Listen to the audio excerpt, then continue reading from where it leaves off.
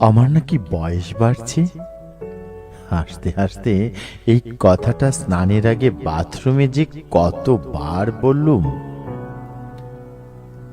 এমন ঘোর একলা জায়গায় দুপাক নাচলেও ক্ষতি নেই তো।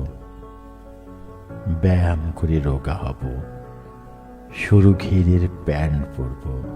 হাসতে হাসতে দম ফেটে যায়। বিকেলবেলায় নীরার কাছে বলি, আমার বয়স বাড়ছে, শুনেছ তো, ছাপা হয়েছে। সত্যি সত্যি বুকের লোম, জুলপি, দাড়ি কাঁচায় পাকা। এই যে চেয়ে দেখো, দেখি সবাই বলবে নাকি ছেলেটা কই, ও তো লোকটা। এসব খুব শক্ত ম্যাজিক। ছেলে কিভাবে লোক হয়ে যায়, লোকেরা ফের পুরো হবেই এবং মরবে, আমিও মরব।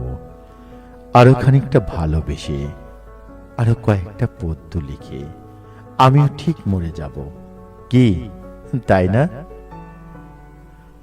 ঘুরতে ঘুরতে কোথায় এলুম। এ জায়গাটা এত অচেনা।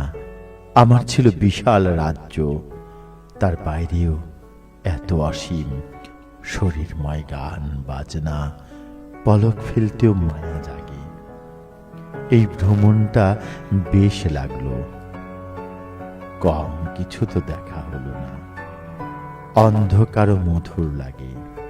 নীরা, নীরা, তোমার হাতটা দাও তো, সুগন্ধ নেই। নীরা, নীরা, শুধু তোমার কাছে এসেই বুঝি সময় আজও থেমে আছে। নীরা, তোমার হাতটা দাও তো, সুগন্ধিনী।